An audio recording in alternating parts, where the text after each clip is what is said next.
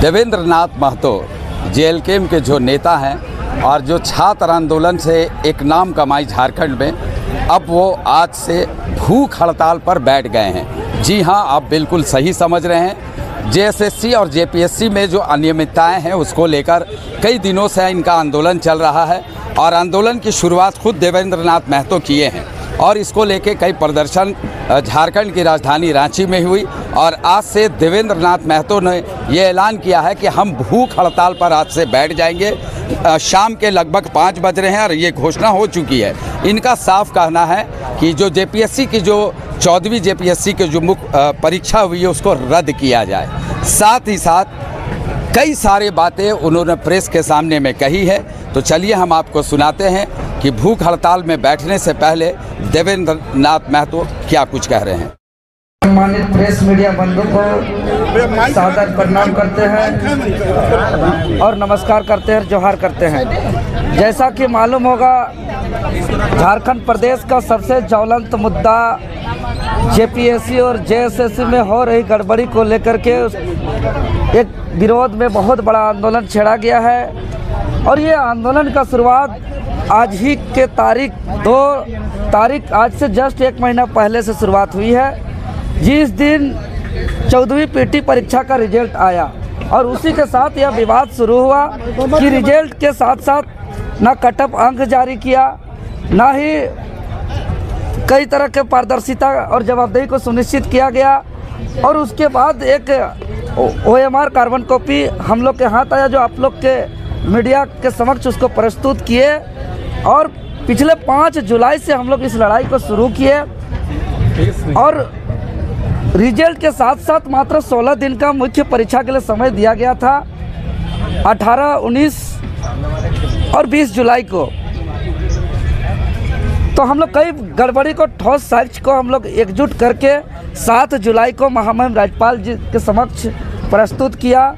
8 जुलाई को यही अल्बर्ट एक्का चौक में सबसे पुतला दहन की आंदोलन का शुरुआत करते हुए और 20 जुलाई को माननीय मुख्यमंत्री जी से मुलाकात किया और 21 जुलाई को फिर से दोबारा महामहिम राज्यपाल जी से मुलाकात की और 21 तारीख से ही जेपीएससी में कार्रवाई शुरू हुई, CID जांच शुरू हुआ और उसके बाद लगातार छापेमारी हुई।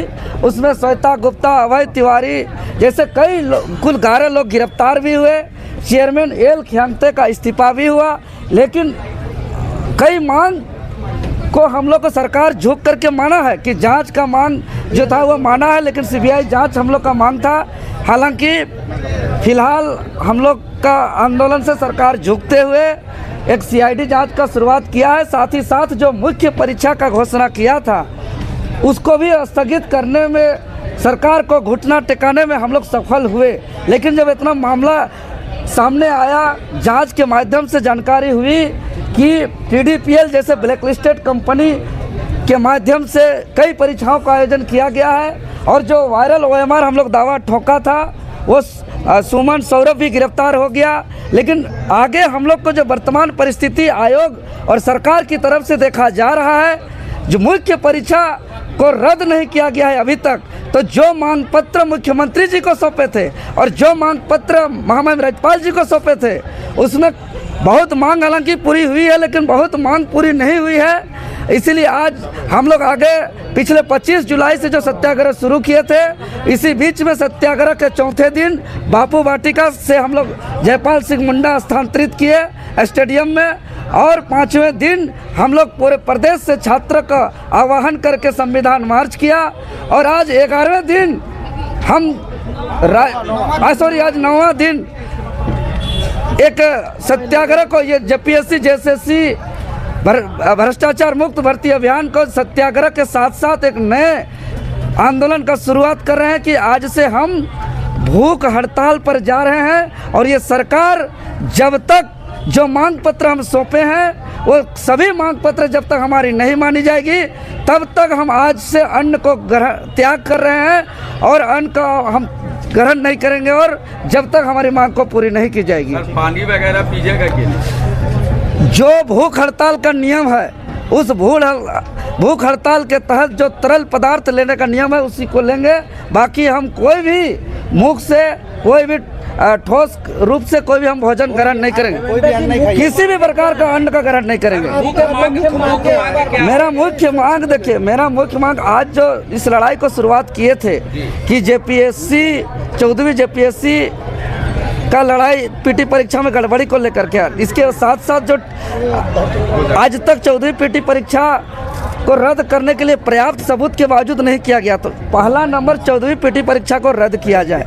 दूसरा मांग है कि टीडीपीएल ब्लैकलिस्टेड एजेंसी के द्वारा जितना भी परीक्षा आयोजन किया गया उस पर सीबीआई जांच करके अगर उस पर गड़बड़ी पाई जाती है तो उसको भी रद्द किया जाए।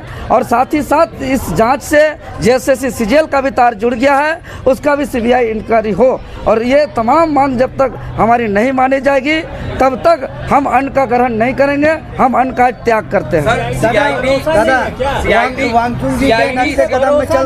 सीआईडी पर आपको भरोसा नहीं अपने राज्य सरकार के एजेंसी पर, सीआईडी पर? जी अभी तक कि आप सरकार से डिमांड कर रहे हैं, सरकार ही का पार्ट है सीआईडी, तो आपको उस पर भरोसा नहीं है सीआईडी पर? जी बिल्कुल, पहले की जांच का अगर हम इस परंपरा को देखेंगे तो सिर्फ जेपीएससी पर 11 विभिन्न भर्ती परीक्षाओं पर, अलग अलग परीक्षाओं पर सीबीआई जांच हो चुका है, सीजीएल पर भी सीआईडी जांच हुआ, लेकिन जांच से छात्रों को न्याय नहीं मिला।